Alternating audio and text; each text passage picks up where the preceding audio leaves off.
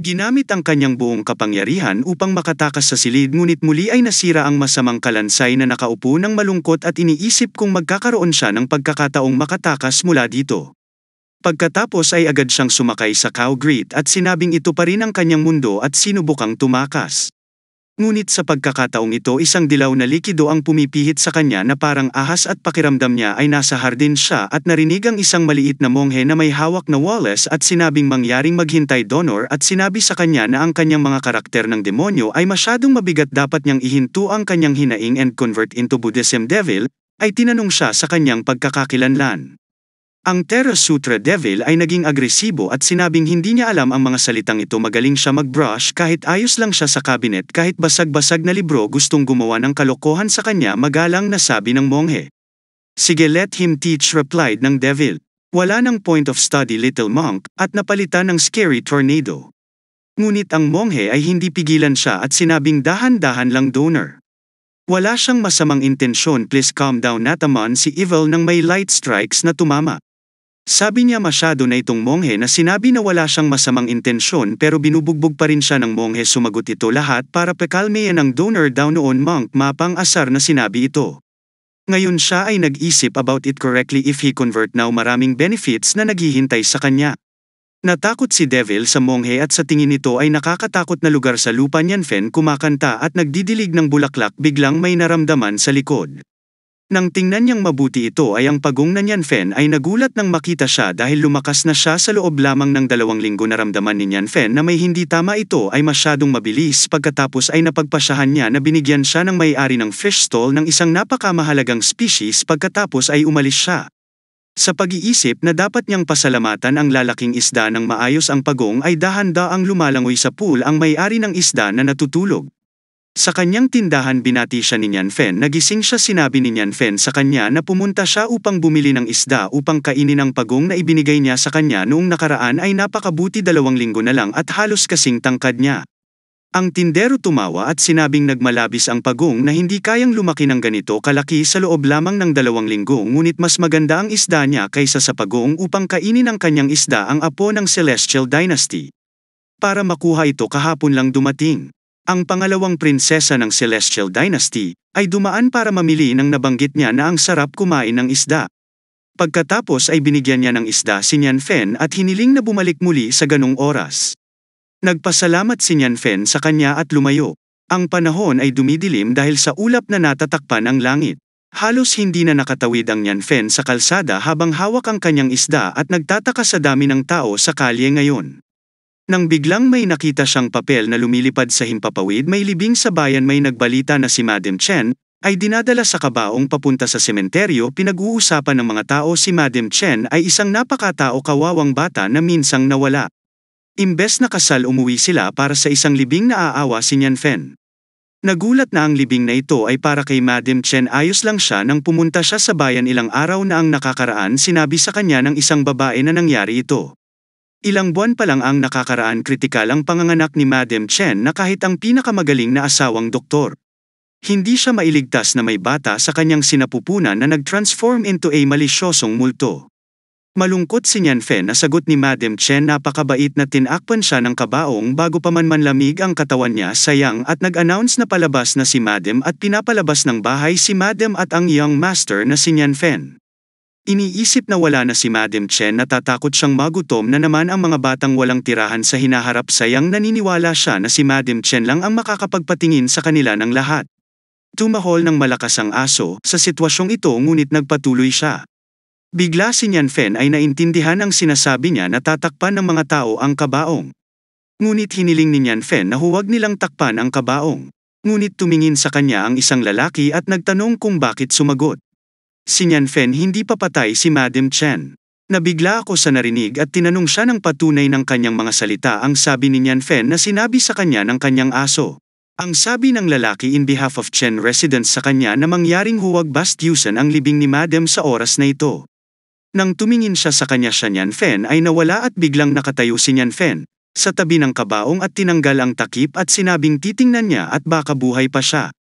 Hinawakan niya ang mukha niya at sinabing ito ay isang nagpapanggap na death phenomenon kilala rin ito bilang dark death phenomenon sa medical studies sa karamihan. Kaso mahirap tuklasin ang pulso at paghinga ng isang peking death state, makikilala lamang ito sa pamamagitan ng pagpindot sa eyeball at pag-obserba sa rebound state. Dahil dyan ang mga taong ito ay hindi nakikilala at tinatakpan ang kabaong. Para mabuod si Madam Chen ay not dead yet at maaari pa niyang isalba. Ang mga tao ay nagsimulang akusahan siya at hiniling na huwag hawakan ang kanilang madam at lumayo sa bangkay. Pagkaraan ay lumapit ang asawa ni Madam Chen at nakiusap na huwag gawing biro ang pagkamatay ng kanyang asawa na maaari niyang iligtas. Tumugon si Nian Fen na susubukan niya.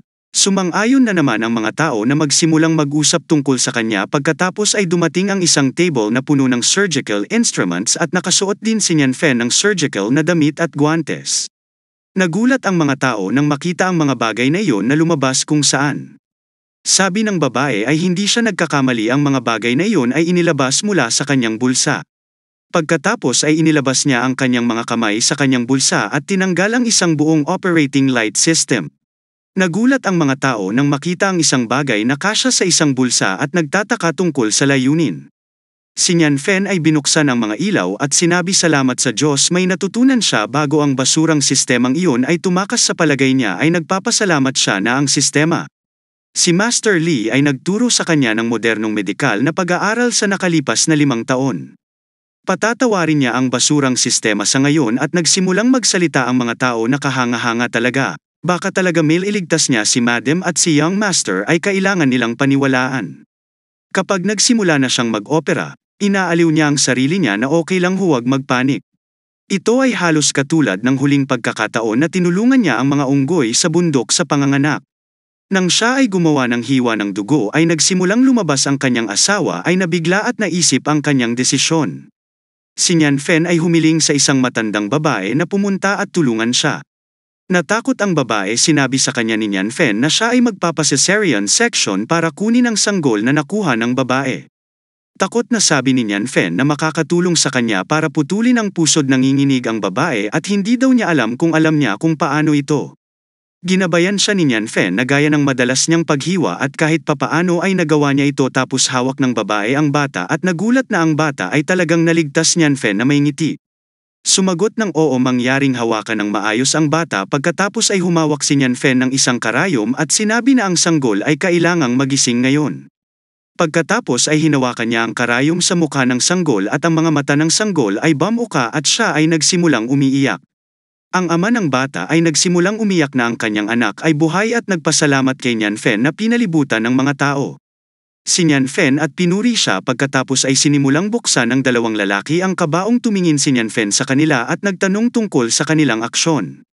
Sumagot sila na ang ginang ay nagbigay ng kanyang buhay upang manganak ng isang bagong panganak na Young Master. Hindi nila matiis na nakapos ang katawan niya sa ganitong paraan. Galit na sagot ni Nian Fen na hindi siya patay, tapos nagpatahi siya at huminga. Nagulat ang mga tao na nabuhayan talaga siya. Sabi ni Nian Fen, okay na ang lahat ngayon, kunin mo na si Madam at ibigay mo sa kanya. Isang magandang pahinga, lahat sila ay yumuko sa harap niya at sinabi, Master Lai, lesson is right. Si Nian Fen ay galit na sinabi sa kanila na ang kanilang mga pamahiin ay halos patayin ang kanilang Madam. Ngunit mabuti na ang usapin ay nalutas na huwag masyadong pipi sa hinaharap. Muling nagtipon ang mga tao sa paligid niya, at nag-start na purihin si Nian Fen. May nagsasabing ito ay exaggerated. Sa di kalayuan ang card lady named Lin King, ang Saintess of Lingyun Immortal Pavilion, nasaksihan ang pangyayari. Mula sa simpleng pag-angat ng kabaong, akala niya ay nagsinungaling siya sa ginawa niya. Hindi niya akalain na magagawa niyang iligtas ang mga patay kahit na mayroong maliban sa 9 na pagbabago ng kaluluwa at pagbabagong buhay. Gayunpaman, ang immortal na antas ng elixir ay kinakailangan para sa paglilinang ng transcendency, o kahit na ang 2 kondisyon ay natugunan, ng 10 posibilidad ay hindi malamang. Ang lahat ay nagmumula sa kapalaran. Sa huli ay napaka-interesante. Pagkatapos ay humigop siya ng tsaa mula sa tasa at sinabing alam niya na ito ang dahilan kung bakit siya tumanggi sa tulong ng Lingyun Immortal Pavilion. Kasama ang Lingyun Immortal na dinastiya ay nagtatago ng isang malaking kayamanan sa harap ng prinsesa na nakaupo, na tumugon na hindi niya kilala ang taong yun. In replied enough sa princess na wag kang magkunwaring may malambing na tingin sa mga mata niya nang tumingin sa kanya, kaya sabihin mo sa kanya ang totoo tungkol sa lalaking ito 1 month ago. Sabi ng prinsesa na ang punong ministro at ang pambansang guro ay nagbanta pa at humiling ng tulong kay Ling sa Immortal Pavilion. Pagkarating niya ay nalaman niyang hindi ito ang pagbabanta sa kanya ay halatang nakikipag-away siya sa mga anak ng pambansang guro at sa punong ministro ang ama at siya ay may hindi kailanman nagpakana at walang mate at tago. At ngayon lang ang tingin niya sa master na iyon ay nahuhula na niya. Ito ay eksperto na tumulong sa kanya agad na sumagot si Princess na hindi. Sumagot si Linyo kung bakit hindi niya kilala ang expert na ang Qianlong Celestial Dynasty wishes to monopolize na nagduda sa prinsesa sa pag-pretend she know it already princess. Galit na tumayo sa upuan niya at sinabing ayaw niya sa kanya at tumakbo paalis ng kafe tumingin si Lin sa kanya habang tumatakbo palayo. At tumawa ng malademonyo. Sa isip niya na kailangan pa niyang tuklasin ang taong si Nianfen. Samantala si Nianfen ay patungo sa bayan bitbit ang bag ng vegetables. Tuwang-tuwa siyang sinabi na pinag-uusapan nila ang pagliligtas niya ulit kay Madam Chen Chen Yuo bakit masyadong magalang pinipilit niyang ibigay lahat. Ang mga pagkain na ito ay hindi niya inipon si Chen para sa pagsamba at pasasalamat ng lahat nakakahiya ito. Ngunit siya ay natatawa sa tingin ni Blackie halatang tuwang-tuwa siya. Nang may tumawag sa kanya mula sa likuran ay lumingon siya kay Tita Jiang at nanan si Tita Jung na hawak ang kamay ng maliit na batang babae. Pagkatapos ay umupo siya sa harap ni Nianfen at hiniling sa kanya na iligtas si Nan at sinabi sa kanya na siya ay inagaw ng halimaw noong huling beses ang kanyang katawan ay bumalik. Ngunit ang kanyang kaluluwa ay hindi pa bumalik ang matanda ay nagsimulang umiyak sa kanya na iligtas siya. Iniisip ni Nianfen ang mga salita ng matandang babae tungkol sa kaluluwa. At tiningnan si Nanan at tinukoy ni Nianfen na siya ay nakararanas ng post-traumatic stress disorder. Humingi naman ng paumanhin ni Nianfen kay Tita Jiang na hindi niya matutulungan si Nanan sa ngayon. Tinanong ng babae ang dahilan. Sinagot ni Nianfen na hindi siya nag-aral ng clinical psychology. Walang ideya ang babae tungkol dito. Pero sinabi ni Nianfen kung mayroon siyang solusyon, sasabihin niya kaagad sa babae. Humingi ng paumanhin sa abala at iniuwi na si Nanan. Dahil sinabi na ni Nianfen na hindi niya kaya. Ang batang babae ay napakaganda kung siya ay naging immortal cultivator tulad ni Lady Bai at ng iba pa. Ngunit kung siya naman ay may pagkakataon, tatanungin din niya si Lady Bai at ang iba pa kung may solusyon, sila sa immortal cultivator at sa mas mahusay na solusyon para sa kanya. Ang kalahati ng madilim na anino ay nakasilip sa likod ng dingding at sinabing malalaman na niya ang kanyang sikreto. Narating ni Nianfen ang kanyang tahanan at si Lin ay nakarating na rin sa pagsunod sa kanya ng palihim at nakikita siya sa likod ng mga puno. Natatawa siya na nakita niya ang base camp. Sinabi niya na ang Qianlong Celestial Dynasty ay mahusay na nagtatago at talagang nagtago sila sa ikalaliman ng bundok sa gitna ng isang lumang kagubatan. Kung hindi dahil sa kanyang matalas na mata at kamanghamanghang pananaw, hindi niya magagawang mahanap. Mabuti naman kung gayon. Ngayon subukan at tingnan. Kung siya ay kamanghamanghang tao o hindi. Biglang may tumawag sa pangalan niya. Nagulat siya nang dumating ang mga magulang niya. Nagulat din sila nang makita siya sa pamamagitan ng pagtatanong sa kanya ng dahilan ng kanyang presensya dito. At matagal nang hindi nila nakikita si Sister Lin. Pagkatapos ay binati sila ni Lin. Sagot ni Master. Mahinhin na siya, sa tingin ni Lin, kahit na ang 10,000 Swords Immortal Sect ay hindi kasing husay ng kanilang Lingyan Immortal Pavilion, ngunit isa pa rin siyang susuray ng isang sekta. Ngunit nagtataka siya kung bakit biglang dumating sa kailalimang bundok na ito ang matandang boss mula sa nascent period, at sinabi ng kanyang amo na hinarap ng Sword Demon ang 10,000 Sword Sect. Dapat silang matapos, ngunit nasa mabuting kalagayan pa rin sila. Bata pa daw si Master nung huli silang nagkita. Pagkatapos ay nagtanong siya tungkol sa kalusugan ng kanyang amo. Ang matandang amo, si Yang Lin ay nagulat na tinawag niya ang kanyang master na senior. Ngayon ay bigla siyang tinawag na Lai Chang. Nang matandang boss na si Yang, pagkatapos ay masayang sinabi ni master sa kanya na ang matandang ito ay nakatanggap ng tulong mula sa eksperto. Kaya siya ay nakalusot hanggang sa lumang estado. Nagulat si Lin sa narinig. Sinabi ni master na tinutulungan pa kami ng eksperto na mabuhay. Mula sa Sword Demon, ang 10,000 Sword Immortal Sect ay talagang pinagpala at maswerte. Tumingin si Lin sa bahay at nagtataka na nag-alok siya ng plano sa Long Celestial Dynasty para tulungan silang makaahon sa gulo. I-save ang 10,000 espada. Ang Immortal Sect mula sa mga paghihirap ay tumulong sa matandang lalaki, at kung saan ay nakapasok at nailigtas si Madam Chen mula sa kamatayan. Sila ay nagpapatunay na ginawa talaga ng iisang taong ito ang lahat. Sa mundong ito, meron talagang ganyang tao. Tapos pinapakalma niya ang sarili niya. May isang mahiwagang tao, nag-cruise ang landas niya kasama si Kayan, mahabang Celestial Dynasty, at gayon din ang 10,000 Swords Immortal Sect. Nagsimula siyang sumigaw na hindi sila maaring matalo. Si Ling Yun ng Immortal Sect can't lose. Tumingin si Bai sa kanyang ama at nagtatanong kung anong problema ni Lin. Sagot ni tatay, huwag mo siyang pansinin. Siya ay baliw tulad ng kanyang amo. Bisitahin muna natin ang eksperto. Hindi nila mapapalampas ang masasayang oras, sabi ni ama na bumili kapag hindi bastos ang pagtrato sa kanilang benefactor. Ang tibak ng demonyo mula sa huling pagkakataon. Hindi niya alam kung nagdulot ito ng gulo sa benefactor at kung galit ang benefactor ay dapat sila ay taos-pusong humingi ng tawad sa kanya sa pamamagitan ng napagkasunduan ng ama. Kinatok niya ang pinto. Binuksan ni Nian Fen ang pinto. Natutuwa siyang makita si Lady Bai, sa pamamagitan ng pagbati at pagpapakilala sa kanyang ama at ina. Tapos biglang dumating si Lin at sinabi na kasama din siya. Nagtataka si Nian Fan sa babaeng ito? Sagot ni Lin, siya si Lin Qinglong, isang mabuting kaibigan ni Yang Liu. Habang nagulat ang mga magulang ni Lady Bai, sa pahayag na ito, tinanggap ni Nian Fen ang bawat isa sa bahay. Bumuka ang bibig ni Lin sa gulat nang makita si Zio Bai, ang water dispenser, and sofa. Natawa si Nian Fen sa sinabi ni Lady Lin kung ito ba ang marangya niyang buhay araw-araw. Sinabi niya sa kanila na gumawa lang siya ng lugaw. Napakasarap at inalok niya silang kumain. Masaya at nasasabik si Lin at sinabing natuklasan niya na may espiritual na enerhiya sa hangin sa pamamagitan ng paghawak sa kanyang braso at mahinahong sinabi. Karaniwang makakita ng kahit ano dito sa expert's house. Pagkatapos ay naging agresibo siya at sinabing ang mga dalubhasang paglalakbay sa mortal na mundo ay hindi naglalabas ng paksa ng mga immortal cultivation. Dahil sisilipon nito ang kanyang interes. Natakot din si Lin at sinabing nakakatakot ang totoong pagkatao niya at nakuha niya. Pumasok ang Nian Fen sa kwarto na may hawak na ulam at nagulat na lang si Lady Lin. Sagot ni Lin. Medyo pagod na siya, kaya uupo siya at magpapahinga. Iniisip niya na siya ay masyadong pabaya at masyadong nagulat at kumilos ng walang pakundangan. Ang individual na ito ay talagang pambihira. Dapat siyang magkaroon ng magandang pagkakilanlan at lumikha ng isang magandang impression. Pagkatapos ay tinawag sila ni Nian Fen upang pumunta at subukan ang kanyang inihanda. Magalang na tinanggihan ng master ng lugaw na ito na kanyang alok at sinabing nakakabahala na ang biglaang pagbisita.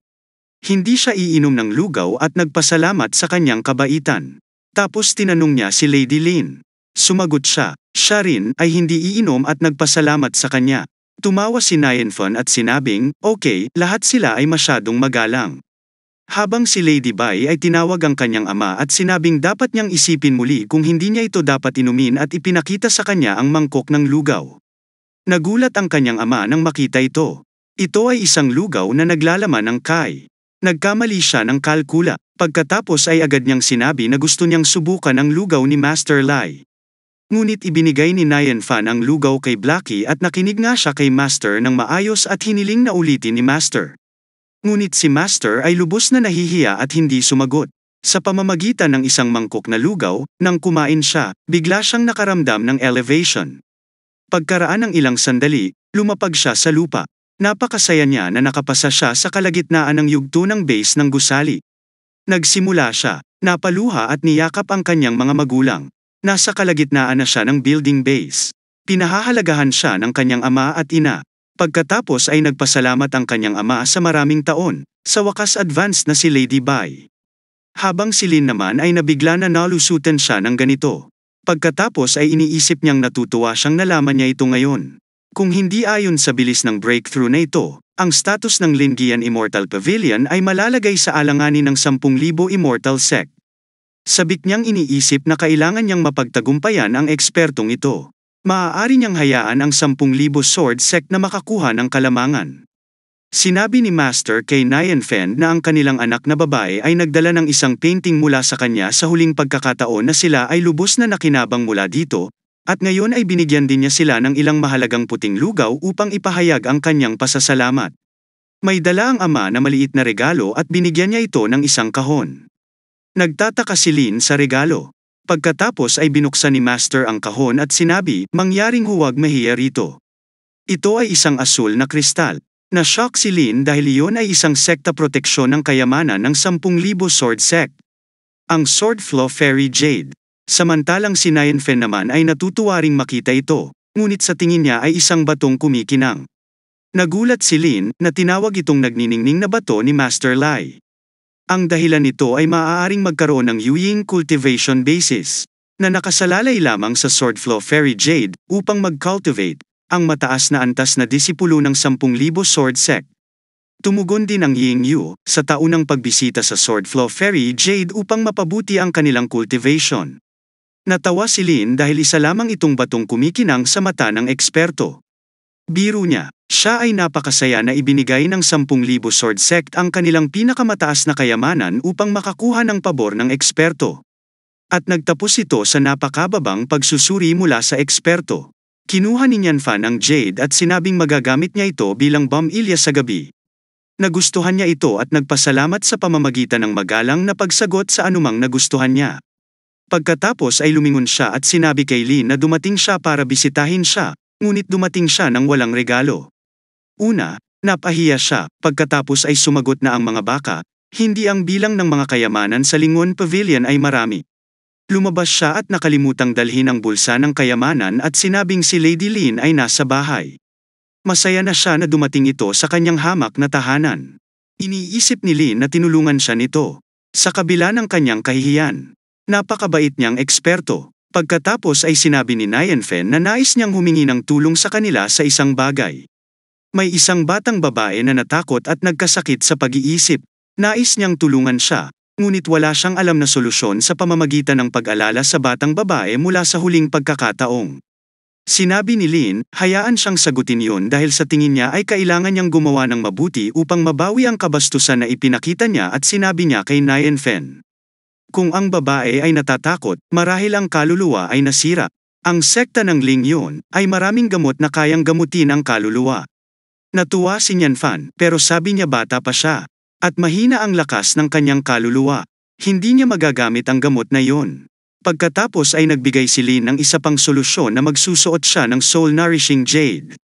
Ang pangmatagalang paggamit ay makakatulong sa mga tao, kalalakihan, sa kanilang mga kaluluwa. Gusto rin ni Nianfen ang ideyang ito, ngunit muli, tinutulan ito ni Lady Bai, dahil para maging mabisa ang Soul Nourishing Jade, dapat niyang suotin ito ng hindi bababa sa 10 taon o marahil 20 taon. Pagkatapos ay sinabi niya sa Lin na ang kanyang sekta ang pinakamalakas sa lahat. Wala siyang magandang solusyon. Si Nianfen ay humingi din sa kanya ng isa pang solusyon, ngunit wala na siya. Pagkatapos ay ikinwento niya sa kanya na noong siya ay natakot at nahulog sa isang pagiging comatose. Ginagamit ni Master na magkwento sa kanya sa tabi ng kanyang kama. Ngunit kung naghahanap siya ng solusyon, ang Master ay masyadong nabalisa sa oras na iyon at hindi rin siya nakakatulong, na ikinagulat ng ama. Kahit na ang kanyang master ay walang solusyon sa pamamagitan ng sinabi din na mula sa sekta ng Lin Yang. Napahiya si Lin, ngunit pagkatapos ay nakakuha ng ideya si Nianfen at sinabing si Lady Lin ay nag-iisip para sa kanyang paalala. Naisip niya ang layo, nagulat si Lin at sinabing mayroong 3 espiritual at maging pisikal na mga kaluluwa. At ang kaluluwa ng Diyos ang pinakamahirap gamutin. So siya talaga, nakahanap siya ng solusyon. Sagot ni Nianfen. Alam niya ang ilang kalokohang paraan na gagamitin ng tao. Kaya subukan na lang natin. Lahat sila ay humanga na ang kaluluwa ng Diyos ay napinsala, ngunit maaari niyang gamitin ang pamamaraan ng tao upang malutas ito. Nagplano si Master at ang kanyang pamilya. Napakalaking pagpapala na mapagmasdan ang sandaling ito. Habang sinabi ng Master na huwag na tayong magtagal pa. Papasok siya sa lungsod at ililigtas kaagad si Nanan at pinayuhan si Ziyubai na magbantay. Pagkatapos tawagin ang at sinabing sasama sila sa kanya at ipaalam sa kanila kung mayroon silang magagawa para tumulong. Pagkatapos ay pumunta sila sa lungsod at nakarating sa bahay ng batang babae at tinawag niya si Tia Chang at sinabi sa kanya na narito siya upang tingnan ang sakit ni Nanan, kasama ng iba para sa mga dalubhasa ng immortal cultivation. At agad na sumagot, kung may solusyon siya, pakisave si Nanan sa lalong madaling panahon. Dahil lumala na ang kondisyon niya, sinabi ni Lin na hindi siya makapaniwala na napakalubha ng kondisyon, pagkatapos ay hinawakan niya ang kamay ni Tia Chang at binigyan siya ng pag-asa na hindi niya kailangang mag-alala. Ang kanilang Master Lai ay makakatulong kay Nanan na maibalik ang kanyang kamalayan. Pagkatapos ay umupo si Naifen kasama ang maliit na batang babae at sinabing, hayaan si Brother Nianfan na magkwento sa kanya. Matapos makinig sa kwentong ito, umaasa siyang hindi siya natatakot sa mga halimaw. Pagkatapos ay nagsimula siyang magsalaysay ng kwento, ang pangalan ng kwento ay Paglalakbay sa Kanluran. Habang sinisimulan niya ang kwento, naalala ni Blackie na nakita niya ang librong ito sa bookshelf sa bahay. Ang pagkalito ay walang pagkakaiba sa kaguluhan ng langit at lupa at ito ay malabo at hindi nakikita. Sinira ni Pangu ang pangunahing anarkiya at umuusbong mula sa magulo na argumento mula pa noon. Borden na si Blackie, gaya ng sinasabi niya sa simula. Pagkatapos ay nagpasya siyang matulog muna. Ngunit habang siya ay nakahiga, lumingon siya sa likod at nakita niya ang Master at ang cultivators at iba ay umiiyak. Dahil masaya silang nakikinig sa kwentong ito at sinabing ito ang sikat na dictum ng langit at lupa. Habang si Nianfen na nagpatuloy sa integration sa number ng langit at lupa ay 100 sa 29,600 years old. Pagkatapos ay nahahati ito sa 12 pangkat. Inilalarawan niya ang batas na namamahala sa pagpapatakbo ng langit at lupa. Tuwang-tuwa ang mga cultivator na ito. Ang sikat na dictum ng dakilang katotohanan at ito ang universal na batas ng pagunlad. Tumingin si Bolki sa likod. Napakaraming tao ang nagtitipon upang makinig sa kwento ni Master Lai. Napapaisip si Nianfen kung mapapaniwala si Nanan na ang anak ng demonyong hari, na si Wukang, ay malikot at kaibig-ibig na nilalang. Saka hindi naman siguro na siya matatakot sa monster pa. Biglang tumingin Nianfan sa gate at nagulat din nang makita ang napakaraming tao. Iniisip ni Nianfan na ang lahat ay nasisiyahan sa pakikinig sa mga kwento at pagkatapos ay makakarating siya sa punto. Ipinagpatuloy niya ang kwento na ang mga Stone Monkey ay namumuno sa isang komunidad ng mga unggoy sa bundok ng mga bulaklak at prutas, kung saan sila ay namumuhay ng masaya at maligaya sa paghahangad ng mahabang buhay. Tumawid siya ng dagat sakay ng balsang kawayan at nag-aral ng sining sa isang master. Pagkatapos maging disipulo ng patriarka, nagtanong si Bodhi Wukong kung natutunan mo ito. Nakakuha ba siya ng mahabang buhay? Pagkatapos at hinawakan ang braso ng kanyang ina at sinabi na ang unggoy na ito ay kawili-wili. Sagot ni nanay, nakakatuwang babae, nakikinig ka sa kwento at napansin mo ang unggoy. Habang ang mga cultivator ay lalong humahanga sa kanya at iniisip na si Master Lai ay nagsasalita tungkol sa kanyang sariling personal na karanasan. Tapos sinabi ni Nianfan, iyan lang muna ang kwento para sa araw na ito. Para sa susunod na kwento, mangyaring makinig sa susunod na seksyon ng magpapaliwanag. Sobrang saya niya na magdedebut siya bilang Mr. Storyteller at sisikat siya. Pagkatapos ay tumingin siya kay Nanan at nagtataka kung ito gumagana ang pamamaraan. Tumingin siya sa kanya at tinawag ang pangalan niya. Nakadama siya ng ginhawa na gumagana ito. Sinabi ng mga tao sa isa't isa na ipaalam sa kanila para sa susunod na seksyon ng pagkukwento. Humingi ng pahintulot si Master na pumunta sa Morrow para makinig sa kanyang kwento. Iniisip nila ang kwento ay sinusubukan na napakadetalyado. Kung hindi dahil sa personal na karanasan ng Master, ito ay dapat na kwento ng partikular, mas matataas na autoridad ng immortal na mundo, at hindi sigurado si Master kung sila ay maliliit na cultivator ay kwalipikadong makarinig ng ganoong sekreto, ngunit si Nianfen ay masayang sumagot. Maaari silang magdala ng tools bukas, para kapag umupo sila sa lupa, mas madaling maiintindihan ang kwento. Napakasaya nila na siya ay hindi makasarili at mahal na mahal nila siya. Aalis na si Nianfen nang tawagin ni Lin si Hum at sinabing wala siyang naiambag ngayon. Patawarin mo siya sa pagiging rod ng pavilion. Ngunit nilapitan siya ni Nianfen para ipaalala sa kanya na idea niyang ayusin ang mga bagay-bagay gamit ang mga kwento para itama ang kaalaman ng mga bata ay isang mahusay na solusyon para gamutin ang sakit sa isip at sinabi sa kanya na maaari siyang pumunta sa kanyang tahanan ng madalas. Sa tingin niya, ang Lingon Immortal Pavilion ay isang napakalakas at walang kamatayang sekta. Sa makatuwid, magandang ideya na makipagkaibigan kay Lin. Napakasaya at ang emosyonal na makinig sa kanyang mga salita at sinabing, okay, Master Lai, tiyak na babalik ang concubine na ito bukas para makinig sa kanyang lecture. Pagkatapos ay lumabas siya ng bahay doon. Nakita niya ang isang batang lalaki na nakasuot ng malaking itim na sombrero. Binati niya ito at hiniling na manatili siya. Pagkatapos ay ipinakilala niya ang kanyang sarili bilang si Lord Manglia. At sinabi niya sa kanya na siya ay tila sa kanya dati. Ang kanyang kwento ay parang kulog sa malayo. Natuwa si Nianfan at sinabing nambobola siya, sabi ng bata. Pero curious siya sa isang bagay na gusto niyang maliwanagan sa kanya Nianfan. Nagtataka sa kanyang pagtatanong. Pagkatapos ay tinanong niya yon ng isang paraan ng mahabang buhay. Si Nianfan ay God's speechless. Sinabi ng bata na matagal na niyang hinahanap ang mahabang buhay. Hinanap niya ang lahat ng libro ngunit wala siyang makita hanggang sa marinig niya ang kanyang kwento. Tiyak na alam niya kung paano mabuhay ng mahabang buhay. Sumagot si Nianfan kay Hog na nabaliw na siya mula sa pagbabasa ng mga libro. Nahihiyang sagot ng bata, hindi naman talaga siya matalino. Palagi siyang nakikisawsaw sa larangan ng mga libro kahit na marami siyang nabasa. Ngunit wala pa din siyang alam. Iniisip ni Nianfan na ang taong ito ay talagang pipi. Pagkatapos ay sinabi niya sa kanya mula noong sinaunang panahon, walang sinumang naghahanap ng mahabang buhay ang namatay. Sa kabutihang palad, sa loob ng 10 taon, ang spring at taglagas ay dumating sa maraming siglo ay maaaring magpakita ng kapanganakan, karamdaman sa pagtanda, at maging bingi.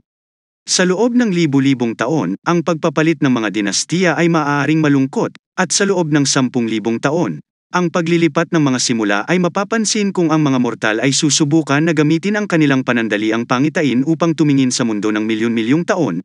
Ito ay pareho na sinusubukang hulihin ang buwan at ang refleksyon ng isang balon. Pagkatapos ay tinapik niya ang kanyang balikat at pinayuhan siyang mag-focus sa kasalukuyan at kumilos ayon sa kanyang sariling kalooban. Iyon lang ang masasabi niya at pag-move on siya. Habang nakatingin sa kanya saglit at iniisip ang kanyang mga salita at nakaramdam ng kasiyahan na binibigyan niya siya ng mahusay na karunungan. Habang sinusubukang tumakbo ni Nianfan at iniisip na hindi niya kayang masaktan ang mga idealista. Takasan natin ang isang lalaki at isang batang lalaki na naglalakad sa hagdan sa paligid ng malaking bundok. Napapagod na ang bata at tinanong ang amo kung kailan sila darating. Sagot ng amo malapit na sila. Sinabi ni Boy na ang Master 10,000 Sword ay nakaharap sa Sword Demons Challenge. Dapat ay nilipol na ito. Kaya walang saysay na magmadali doon.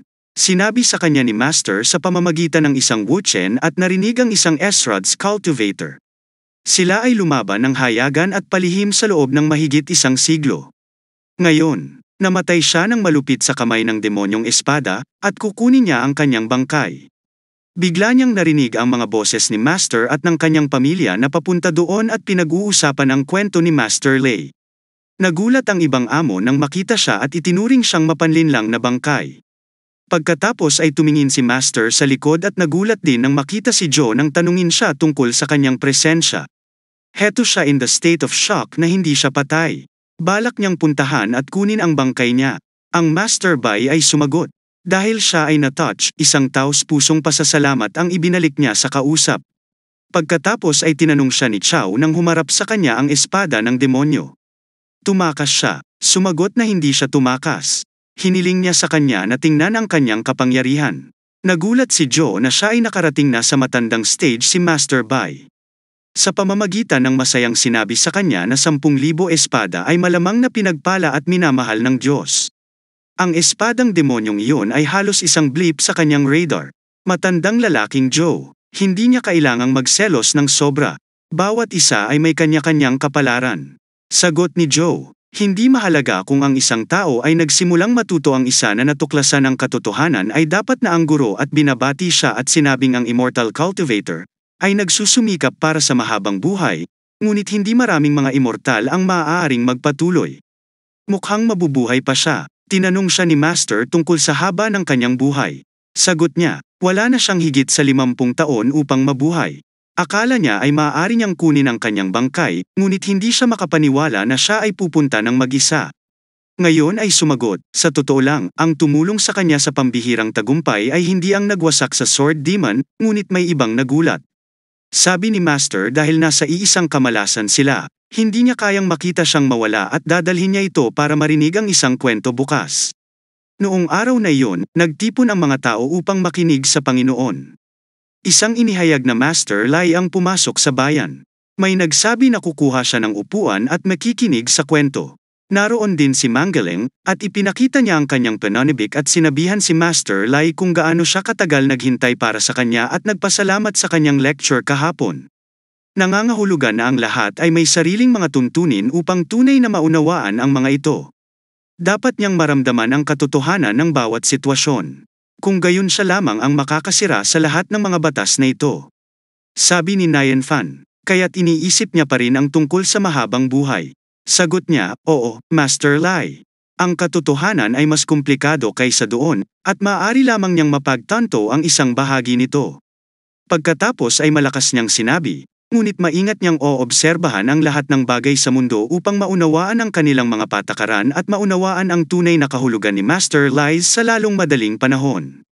Nais ni Nyan Fan na umalis at habang nakikinig sa kanyang mga salita, nabigla siya sa manggalang na iyon, napagtanto ang paraan upang pag-aralan ng malalim ang ugat at puso ng mga kababalaghan upang makakuha ng kaalaman. Siya ay higit na isang idealista kaysa sa naisip niya, at pagkatapos ay tumakbo siya palayo saka at nakarating si Nyan Fan sa bahay at ituloy ang nakaraang kwento. Natuwa siya nang makitang muli si Lady Bai and Lady Lin dito.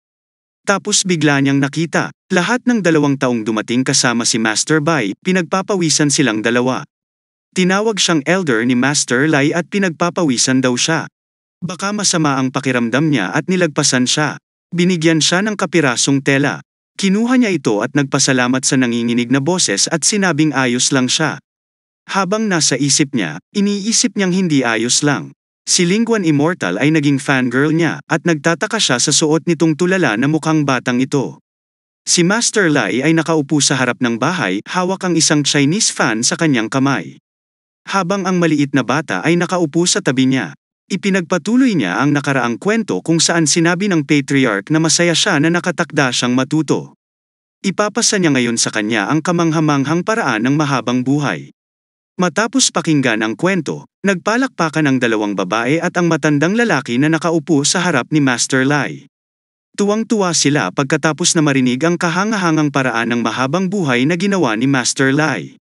Nagpatuloy sa kanyang kwento at ipinaalam sa kanila na sinabi ng patriarch na ang tunay na susi sa pagpapahaba ng buhay ay ang pagpapahalaga. Palaging may kasamang malakas na espiritu, at mag-ingat upang mapanatili ang pagtagas ng enerhiya. Pagkatapos ay binigyan sila ni Master Lai ng payo na huminto sa tumatagas na enerhiya na nananatiling nakatago sa katawan. At ipinaalam pa niya, itinuro sila ng kanyang daliri na dapat nilang sundin ang kanyang payo at umunlad bilang isang resulta. Matapos siyang pakinggan, nataranta ang lahat ng tao. Tinanong nila ang isa't isa na ito ang dakilang katotohanan ng mahabang buhay. Dahil ginawa Master Lai ang maikling kwento nito. Tapos nagsisigawan sila, hindi natin maintindihan ang isang salita. Pinananatili ni Master Lai ang kanyang kamay sa ulo ng little girl na nakaupo sa tabi niya at sinabi pa na ang may-ari ay babalik sa orihinal, sa pamamagitan ng pagtawid sa isang apelyido at maghintay para sa pangalan ng Immortals na mailipat pagkatapos ng lahat, kung hindi natin alam ang paraan upang mabuhay ang ating buhay, kung gayon hindi tayo makakaligtas sa mundong ito. Pagkatapos hiniling sa kanilang lahat na pumunta at makinig sa pagpapatuloy sa susunod na sesyon. Samantala, nagsimula ang ulan, bawat isa ay nagsimulang sumigaw na umuulan na, umuwi na tayo. Tapos sabi nila sa isa't isa, darating na naman sila para makinig sa kwento. Ang ulan ay lumalakas. Naisip ng isa sa kanila na kapag may nailabas na kautusan, ito ay masusunod. Maaaring ang Panginoong ito ay nag-utos sa langit at lupa, ang isa pang nakatatandang lalaki, ay naisip na walang ibang posibleng paraan. Malungkot na tumayo si Master Lai at sinabing hindi ko dinala ang aking payong. Biglang bumuhos na ang ulan. Si Nyan Fan ay bamulong itigil mo yan ngayon. Pagkatapos marinig ito, ang lahat ng mga tao ay nabigla dahil sinusubukan niyang kumbinsihin ang langit na huminto sa pag-ulan. 10 milya ang layo mula sa kanila. May isang 4 feet na bakuran na natatakpan ng mga puno. May robot at aso at dilaw na halimaw. Ang robot at aso ay nakatingin sa halimaw. Dahil wala silang alam na gagawin. Sinabi nila sa halimaw na lumipad ang carp ng master. Siya ay magagalit tungkol dito. Sa kabilang banda pagkatapos bamulong na itigil ang ulan. Nakita ni Master Lai ang araw. Laking gulat niya nang makita ang maaraw na araw. Hindi makapaniwalang nasabi niya sa sarili na tumigil na talaga ang ulan. Gumagawa siya ng anumang mabubuting gawa na kahit ang mga Diyos ay hindi kayang makitang mababasa ako sa ulan habang ako'y pauwi. Pagkatapos makita ang maaraw na araw, lahat ng iba pang mga tao ay nabigla. Sinabi nila sa isa't isa na ang Master Lai na iyon ay nagsabi na hindi siya isang immortal, kahit isang baboy ay hindi maniniwala sa kanyang mga salita. Ngayon, habang nag-iisip si Master Lai, narinig niya ang boses ng kanyang pangalan, nakakita siya ng isang lalaki. Nadismaya siya at sinabing, "Ikaw na naman." Sinabi ng lalaki na itinala niya ang lahat ng sinabi ni Master Lai. Pagkaraan ay tinanong niya si Master Lai kung hindi niya mamasamain nais niyang maging viral ang kanyang kwento. Sinabi ni Master Lai na hindi masama ang kanyang ideya, ngunit hindi siya makalapit. Sinabi sa kanya ni Master Lai na hindi ito magagawa. Hindi niya sinulat ang libro. Dapat niyang sulat si Wu Chenjin ang pangalan ng may akda. Matapos pakinggan ang pangalang Wu Chenjin, nalito ang publisher at nakipag-usap sa sarili na napagtanto niyang muli. Pagkatapos ay tumakbo siya palayo sa pamamagitan ng pagsasabi kay Master Lai na siya ay mahusay na henyo. Babalik siya at mag-i-edit kaagad. Pagkatapos makinig sa usapang ito, lahat ng ibang tao ay masaya. Ang sabi ng lalaking may itim na buhok na nakikita ko ay si Wu Chenjin. Ang sagot ng isa pang lalaking may puting mahabang buhok at puting balbas.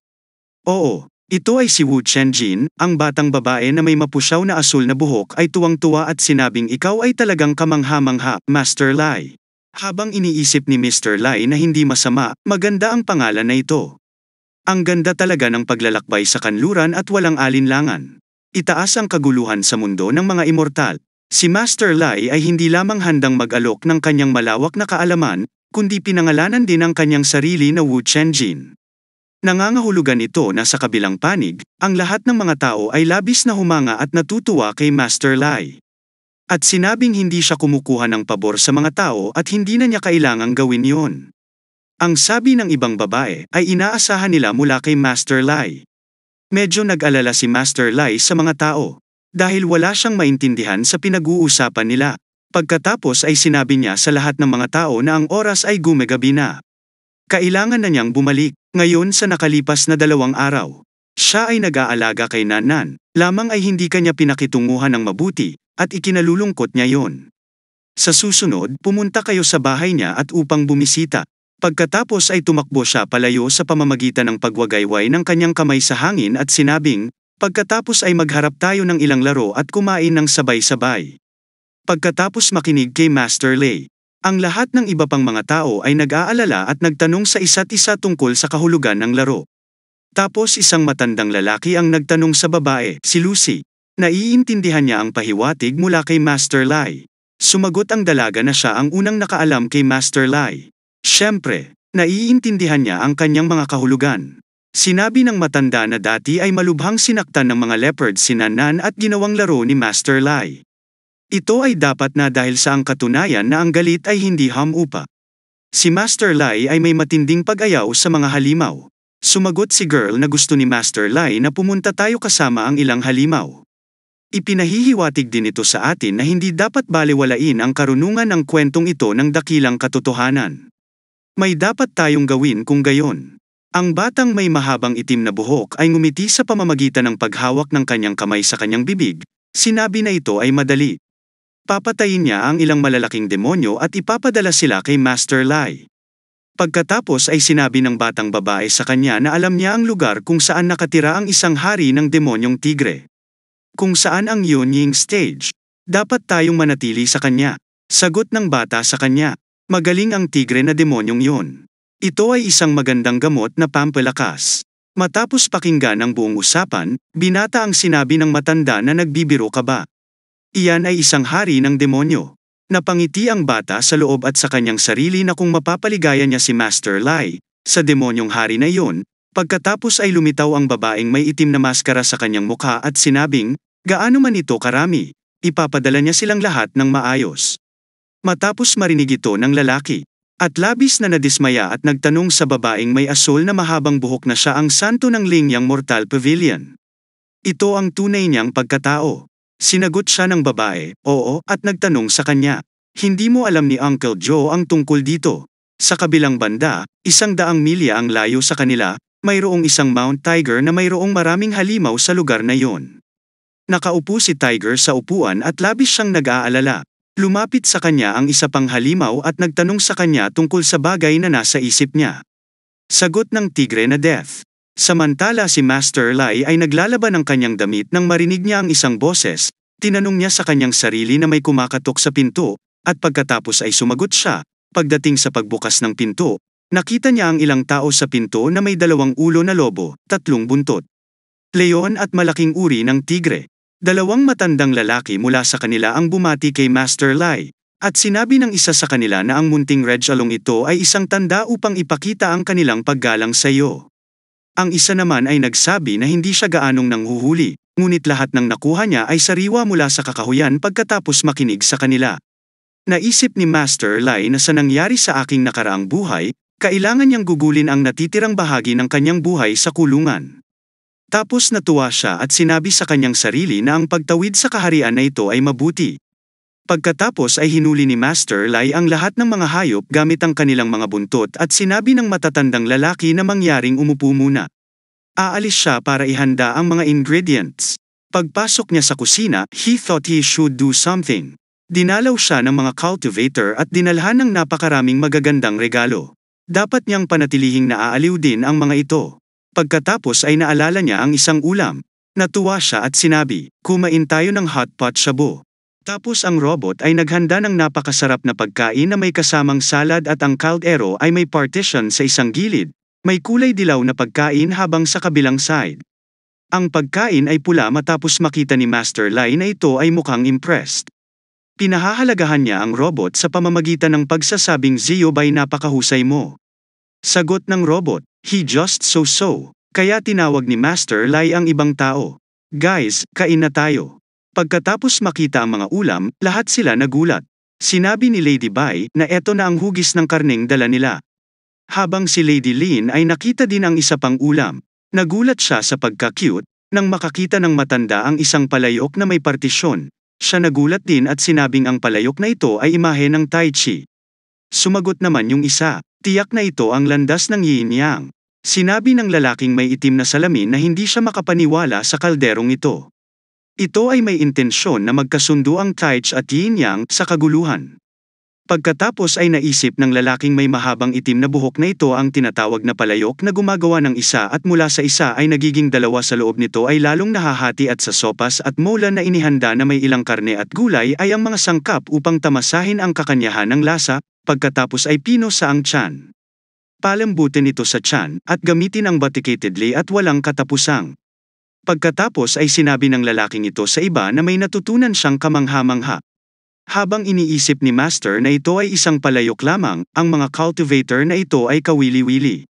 At pagkatapos ay sinabihan niya silang kumain. Nataranta ang lahat ng tao. Sinabi ni Lady Lin na dapat nilang malaman ang tamang pagkain nito. At ayon naman kay Lady Bai na hindi pa siya nakakita ng ganitong mga pagkaing bago. Sinabi ni Master Lai na ipapakita niya sa kanya, kaya sumunod sa kanya. Pagkatapos ay naghawak siya ng mga chopstick at sinabi sa kanila na kumuha ng isang piraso ng karne at ilagay ito sa kaldero kapag ito ay luto na esawsaw sa sarsa at pagkatapos ay kainin ito. Sa lahat ng karning ito, lahat sila ay napa-impressed. Bawat isa ay nagsimulang magsabi ng napakasarap. Habang si Master Bai, naisip na hindi nagtitimpi ang mga babae. Ang mga matatandang tao ay hindi matunawan ng mabuti. Masyado silang kumakain ng karne. Pagkaraan ay sinubukan niya ang gulay. Nalasahan niya ang Taoist flavor. Sinabi ni Master Lai Nianfen na ang lahat ng mga gulay ay sariwa at siya ang nagtanim. Ngayon ay naiintindihan na ng matanda at sinabing nakikita niyang si Master Lai Nianfen ang nagpapalaki nito. Hindi katakataka na mayroon itong lasa ng Taoist. Gulat na gulat ang isang lalaki at nagtanong. Hindi ito kakaiba. Tapos sabi ng matanda sa sarili na kumain ng si Zhao. Dahil ang mga gulay ay mabuti para sa katawan. Naniniwala ako na mapapahaba nito ang iyong buhay ng ilang taon. Naisip ni Zhao na naiintindihan niya ang damdaming Taoist sa mga gulay na ito. Maaaring makalusot siya sa pamamagitan ng pagkain ng ilang kagat pa habang kumakain ng pagkain. Lahat sila ay nagsabi na si Master Lai ay isang superhuman talaga. Sa kabilang banda, may gubat na puno ng magagandang bundok at mga puno. Lumilipad ang mga ibon. Kaakit-akit ang kalangitan. Mayroong 2 kulay puti na fox. Parehong naglalakad ang mga fox sa gubat nang magtanong ang nakababatang puting fox sa nakatatandang isang kapatid na babae, hindi ka makapagbabago. Napagtanto na mapanganib ang pagbabagong anyo. Ang pagbabago ay dapat dumaan sa kapahamakan at ilang palakpak ng kulog. Kung hindi mo pinansin, lilipad ang iyong kaluluwa at magkakalat sa paligid. Kaya Elder Fox, huwag magsabi ng kahit ano. Pagkatapos ay tumingin muli ang nakababatang Fox, ang nakatatandang isa at tinanong si ate. Sa tingin niya ay swerte siya na makakaligtas siya rito, kahit na makaligtas siya sa nakaraang taon ng pagtatanim ay mawawala rin at kailangan niyang magsimula sa simula. Pagkatapos ay nagsimulang umiyak ang nakababata at tinanong kung siya ay sinundo ng isang kahabag-habag na tiyuhin. Sa oras na ito, kahit man lang ang nakatatandang Fox ay nagsasalita at nagtanong kay younger Fox. Wala siyang masasabing positibo. Ang nakababatang Fox ay sumagot dahil kung siya ay magtagumpay sa pagbabago, siya ay magiging pinakamahina sa iyong mga cultivation mula sa milya-milya sa paligid, malalaman ang tungkol dito at magtitipon-tipon. Upang kunin ang kanyang demon peel, pagkatapos ay ang nakatatandang Fox ay tumingin sa nakababatang isa na may matinding pagmamahal. At pagmamahal at tinanong kung nagtagumpay ba siya sa pagbabago at sa bingit ng kamatayan, wala pa rin siya sa tabi niya. Kailangan niyang protektahan ang kanyang oras. At nagsimula siyang lumipad sa langit habang lumilipad sa langit. Sinabi niya sa kanyang sarili na, syempre, alam niya na ang pagbabago ay mapanganib. Ngunit ang pagbabagong ito ay dapat makumpleto. Ang kalahating tao ay naiiba lamang sa pamamagitan ng pagbabago sa anyo ng tao. Pagkatapos ay siya lamang ang maaaring manatili sa tabi ng Panginoon at paglingkuran siya pati na rin ang pagganti sa kanya para sa pagliligtas sa kanyang buhay. Samantala habang may kulog sa itim na ulap sa gubat, si Master Lai ay nagpuputol ng kakahuyan sa gubat. Inipon niya ang kanyang kakahuyan at sinabing umuulan na naman. Mabilis niyang pinatakbo si Mary habang tumatakbo siya. Nakarinig siya ng kulog sa likuran niya. Natakot siya. Pagkatapos ay itinago niya ang kanyang sarili sa ilalim ng isang kuweba at naisip na maaaring magkaroon ng ganoong kulog sa mundong ito. Ito na ang papalapit na dulo nang muli siyang tumingin sa kulog. Tanong niya sa kanyang sarili, eto na, itong kulog ay tila tumatakip at isang pwesto lamang. Habang nasa kabila, dalawang lalaki ang nag-uusap. Sinabi ng isa sa kanila sa iba pang 9 na palakpak ng kulog. Mayroong 1,000 taong gulang na demonyong Fox na nagbabago. Ang isa naman ay nagsabi na iyon ay isang hanggal na demonyo na kumukuha ng kanyang buhay sa kanyang sariling kamay. Hindi tumutubo ang pera sa puno. Kung nakuha niya ang demon peel, madali siyang makalusot. Pagkatapos ay sinabi niya sa ibang tao, halika muna, maglingkod sa kabilang panig. Ang Fox ay nabago sa isang napakagandang babae na may kulay rosas na buhok. Nag-aalala siya dahil hindi niya alam ang lugar.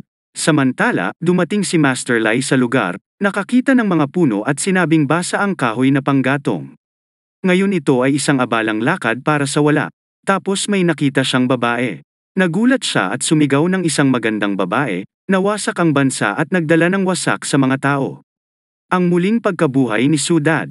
Matapos makita ni Master Lai, sinabi ni Girl sa kanya, napakapalad niya na nagbagong anyo siya at muling tumakbo sa aking tagapagligtas. 3 taon na ang nakalilipas, siya ay 7-tailed fox. Pagkatapos ng isang masamang pakikipagtagpo sa mga cultivator, siya ay lubhang nasaktan. Siya ay pinagpala na ang kanyang tagapagligtas ay tumulong sa akin. Hindi lamang gumaling ang aking katawan, ngunit tumagal lamang ng 3 taon para lumago ang aking ika-9 na kwento. Pagkatapos ay tumayo siya na may luha sa kanyang mga mata at sinabing nagpasalamat siya sa Panginoon sa pagpayag sa akin na matagumpay na magbago at makilalang muli ang aking tagapagligtas. Pagkatapos makinig, nagsimula itong si Master Lai. Tinatanggal ang kanyang pangitaas na coat nang makitang ang batang babae na natakot siya at tinanong siya tungkol sa kung ano ang kanyang gagawin. Ibinigay lang ni Master Lai ang kanyang coat sa babae at sinabi sa kanya, huwag kang mag-alala, hindi siya masamang tao. Magiging maayos siya. Pagkatapos ay pinananatili niya ang babae sa kanyang likod at sinabi sa kanya na siya ay mahina ngayon. Dadalhin niya siya para sa magamot. Sa kabilang panig, sa gubat, galit na galit ang nakababatang Fox, nasabi niya sa kanyang sarili na kahit nakaligtas ang kanyang kapatid sa sakuna, naputol ang linya ng kanyang buhay. Siya ay nabitin sa kanyang huling hininga at hindi na mabubuhay ng higit sa 1 buwan kung hindi dahil sa lalaking ito. Hindi pipiliin ang kapatid ko na magbago at hindi na kailangang mamatay bago mamatay ang kapatid ko. Dapat niyang personal na ipadala ang lalaking ito sa sementeryo sa gubat. Maraming immortal cultivator ang lumilipad sa himpapawid at lumilipat patungo sa lugar kung saan nagaganap ang pagbabago. Sa puntong iyon, ang mga immortal cultivator na naroroon sa isang radius na daan-daang milya ay alam na may isang taong sumailalim sa isang demonic transformation, at lahat sila ay nagmamadali. Sa gilid ng pagkakasunod-sunod, may isang batang babae na may mahabang brown na buhok na nakatingin. Nag-aalala at sinabi na ito ang lugar ni Master Lai. Tapos tinanong siya ng ibang babae na ngayon lang daw niya nakita ang kulog. Sumang-ayon sa kanya ang batang babae na may mahabang pink na buhok at sinabing, oo, ang halimaw na ito ay sumuko sa kanyang 1,000 taong gulang na pagsasanay at nagbago. Ano bang balak niya? Alam niyang napakamahal ng demon peel. Siguradong maeengganyo nito ang malaking bilang ng mga tao na sunggaban nito. Pagkatapos ay muli niyang sinabi sa isa pang babae na kung magiging marahas ang sitwasyon, maaabala nito ang oras ni Master Lai. Kung maabala siya hanggang sa puntong hindi siya makatulog, masama kung makapinsala ito sa kanyang kalusugan. Pagkatapos makinig sa ibang babae, tumingin siya sa kanya at nagtanong, nag-aalala siya tungkol dito. Sagot naman ng babaeng may mahabang pink na buhok. Hindi niya maaaring hayaang mangyari ito. At pagkatapos ay tinawag niya ang kanyang ama. Sinabi sa kanya ng kanyang ama na dahil sinabi niya sa kanya ang tungkol sa mga eksperto, ang mga ito ay nararamdaman kapag si Master Lai, piliin ang uri, mahabang celestial na dinastiya. Ito ang magiging pinakamalaking biyaya ng kanilang celestial dynasty kung siya ay nasaktan ng iba, kung gayon ito ay kanilang kasalanan na hindi nila siya inaalagaan ng mabuti kung siya ay umalis. Dahil siya ay naabala ng ibang tao, ito ay isang malaking kawalan sa kanila. Ang parehong babae, sumang-ayon sa kanya, pagkatapos ay inutusan niya ang kanyang anak na babaeng si Shiyu. Tara na, sumagot siya. Okay, pagkatapos ay tinanong ng kanyang ama ang kanyang anak na kung sino ang makagambala sa oras ng paglilibang ng mga eksperto, pagkatapos ay natuwa ang babae at sumagot na sila ay mag-aayos sa lugar. Sa ngalan ng eksperto, sa kabilang banda, 2 lalaki ang lumilipad sa langit, sabi ng isa sa matandang lalaki na si Joe. Congratulations sa kanyang breakthrough sa pagkalabas sa kanyang katawan. Ngayon siya ay magiging isang immortal muli. Sagot naman ng isa pang lalaki. Ito ay lahat salamat sa mga gulay. Pinagsilbihan sila ng dalubhasa, pagkatapos ay ipinikit niya ang kanyang mga mata, pinanatili ang kanyang 2 daliri, sa harap ng kanyang sarili at sinabi, Old Man Master Bai. Nasa parehong posisyon kami, si Old Man Bai ay tumugon na nakaturo din ang 2 daliri. Na nagsasabing bago pa lang siya na breakthrough. Ngunit siya ay dumating sa Master Lai upang maging ang kanyang dorman ay tila napakahimbing. Matandang lalaki, sagot ni Joe sa matanda nang. Siyempre, hindi niya sinusubukang duminahin ang pagkakataon. Siya lamang ay nag-aalala na ang langaw ay makagambala kay Master Lai minsan. Medyo sumang-ayon sa kanya si Master Bai at sinabing mahusay. Parehong iniisip ang mga linya. Ang ingay talaga, tapos nagtanong siya sa matanda na si Joe. Dapat tayong makipagkompetensya, tayo na makakatakas ng pinakamaraming langaw. Pagkatapos ay nagsisimula silang mag-away sa isa't isa. Maraming sunog, tapos isa sa kanila, sigaw at humingi ng tulong. Hindi alam ang lugar kung saan nanggagaling ang pag-atake. Sa bahay ni Master Lai, ang babae inihiga sa kanyang kama at pinayuhan siya. Huwag mag-alala, ang kanyang lugar ay liblib at ligtas. Tapos tumingin siya sa pinto at sinabing wala yon. Marahil ay hindi pa tapos ang kulog ngayon. Tapos inuulit niya ulit, ang aking lugar ay liblib at ligtas. Ngumiti lang ang dalaga at sumagot. Makikinig siya kay Master Lai. Sinabi sa kanya, siya ay lubhang nasaktan at ang kanyang buhay ay nasa panganib. Matutulungan kanyang gumaling. Yung girl ulit, parehas lang ang sinagot. Makikinig siya kay Master Lai, nagpatuloy si Master Lai at sinabing dapat siyang magpahinga kung wala siyang ibang mapupuntahan. Manatili sa kanya ng ilang sandali. Namula muli ang dalaga at sinabing makikinig siya kay Master, tapos tinanong ni Master Lai ang pangalan niya. Sa halip na magbigay ng sagot, muli niyang inosenteng sagot, makikinig siya kay Master Lai. Pagkatapos niyang marinig ito, nalito si Master Lai. Bigla niyang binuksan ang kanyang mga mata at nagtanong. Makikinig din siya sa kanya sa bagay na ito. Wala siyang pangalan. Pa-cute na sagot ng dalaga. Hindi siya maaaring magkaroon ng pangalan. Pagkatapos ay ipinaalam kay Master Lai na siya ay kasambahay ng isang mayamang pamilya na ipinanganak na walang karapatang pantao, at labis na nagdusa at kahit na walang pangalan. Siya ay nagtrabaho ng husto upang makatakas. Wala na siyang bahay na babalikan at ninakawan din na sugatan ng iba. Matapos makinig, si Master Lai ay naging napaka-emosyonal na may luha sa kanyang mga mata at naisip na siya ay nailigtas sa kanya ngayon, kaya't ginawa siyang kanyang tagapagligtas ayon sa pag-unlad ng mga plano kung siya ay tratuhin ng mas mabuti. Maaari niyang gantihan siya ng kanyang katawan at sila ay maaaring mamuhay ng magkakasama ayon sa batas. Pagkatapos ay hinawakan niya ang kanyang kamay sa kanyang balikat at kausapin siya ng matino at sinabing, "Huwag kang matakot anuman ang kanyang dinanas sa nakaraan. Ito ay sa nakaraan na mula ngayon. Bahala siya kung wala siyang pangalan, Day na lang ang tawag niya rito." Inuulit ng batang babae ang pangalan, itinulak at sinabing ang pangalan ay ibinigay ng Panginoon. Makikinig siya sa Panginoon. Tapos may gustong sabihin ang babae, ngunit sinabi ni Nianfen na lalabas ba siya ng silid at ihahanda ang ilang mga gamot. Paglabas ng silid, nakatikip ang dalawang kamay sa mukha at labis na kinabahan, naisip niya, "Oh, good heaven." Hindi pa siya nag-iisa sa isang silid kasama ang isang babae at nakipag-chat ng napakalapit bago niya maisip na ako ay walang kabuluhan, lalaki ako. Namumula ang mukha niya at sinabing, "Oh, God," kinakabahan siya. Pagkatapos ay nasiyahan siya sa kanyang sarili sa pamamagitan ng pagsasabi nito.